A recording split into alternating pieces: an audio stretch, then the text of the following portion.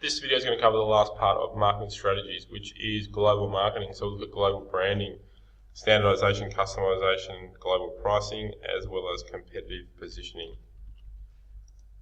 Okay, so global marketing. A business's marketing plan must be modified and adapted to suit its overseas market, clearly assuming that that product is targeting overseas customers. So global marketing is relevant to transnational corporations, so those that are operating across borders, or any business that has production facilities in 2 or more countries and that operates on a worldwide scale. Marketing mix should be customized to take into account differences in culture, religion and taste from one country to another, despite globalization. So even in the advent of globalization, businesses still need to make sure their marketing mix is targeted at their unique customers in different markets. Market research specific to each country being entered is crucial to the business's success, and making sure they understand what their market, who their market is and what their market entails. And information is needed from each country for information such as, for example, what price can we charge? We were only talking in class a couple of days ago about Ben & Jerry's ice cream, the fact that it's quite expensive in Australia. Someone thought it was about $15 for a relatively small punnet of Ben & Jerry's ice cream, whereas in America it might only be a couple of dollars for the same size. And that's telling you that in America you just can't charge a high price for it, but potentially here in Australia you can, and also potentially it's been positioned as a premium product. The types of packaging you can use in different countries may well differ. You might need to repackage your product from one country to the next.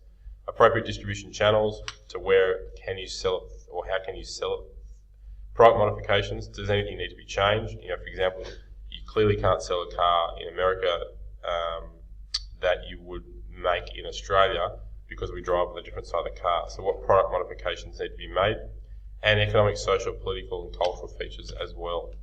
In terms of global marketing, global branding is important, and it's the worldwide use of a name, term, symbol or logo to identify the seller's product. So why is it used? It's used because it's cost effective, is the same. So choosing to use the same brand globally is going to save you money. You don't need to, for example, Holden sells cars in the UK under the Opel brand. Now that's a cost that they have to incur to rebadge those vehicles. Many other car manufacturers do the same. Sell their product in a different country under a different brand. There's a cost involved. By not doing that, and by using the same brand globally, it provides a uniform brand. You could potentially roll out the same marketing campaigns in other countries as well, rather than having to make new campaigns in different countries because you have a different brand in that country. And the successful brand can be linked to new products being introduced. On top of that, global branding is considered successful if the brand is recognised regardless of the language, social or cultural barriers. Think McDonald's. Okay, it's successful globally. Starbucks, probably in the same boat, and there are many other brands that are, Apple, of course, instantly recognisable around the world in most markets. There's a McDonald's sign.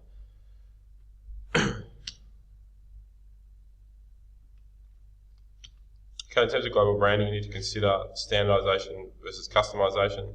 So standardized approach, global marketing strategy, assuming the product is used and the needs it satisfies are the same the world over. So selling exactly the same product in all your markets and not changing that product. And your marketing mix will be the same for all marketplaces, i.e. it's a kind of one size fits all approach.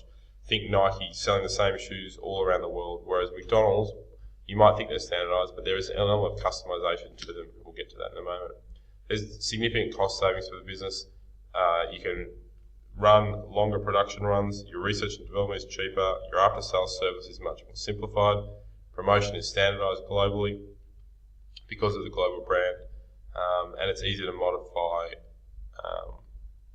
across the globe.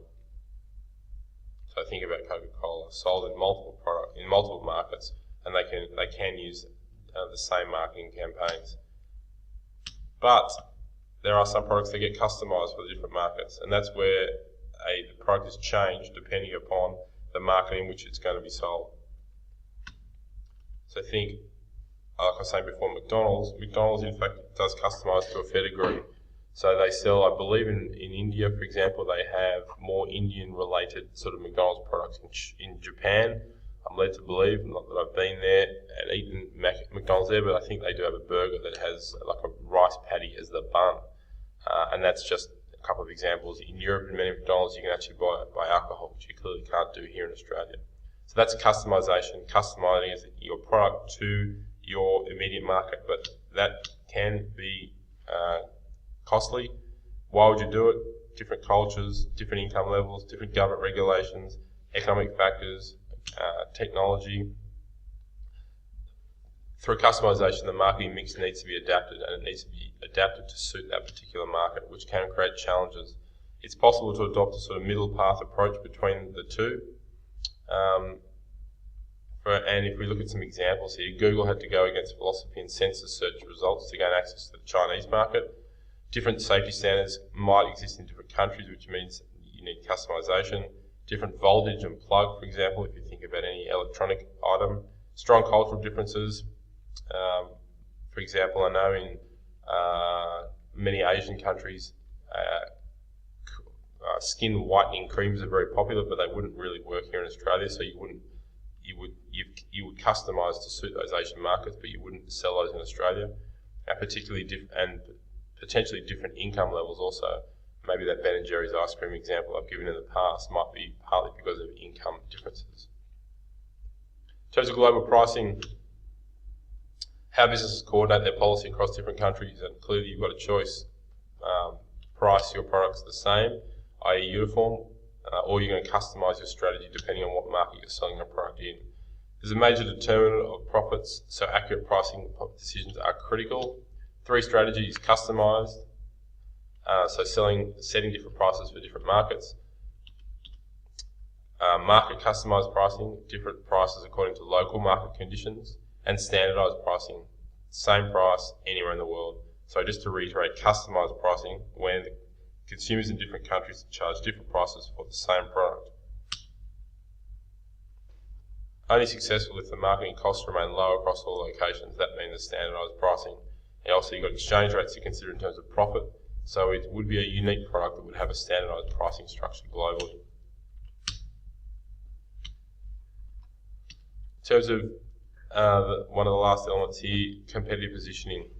So it relates to how a business will differentiate its product globally, and how it develops strategies for the business to create value from these differences. How will the business carve out a place in a competitive marketing environment? A global business must clearly show how its products are better than the competitors' products.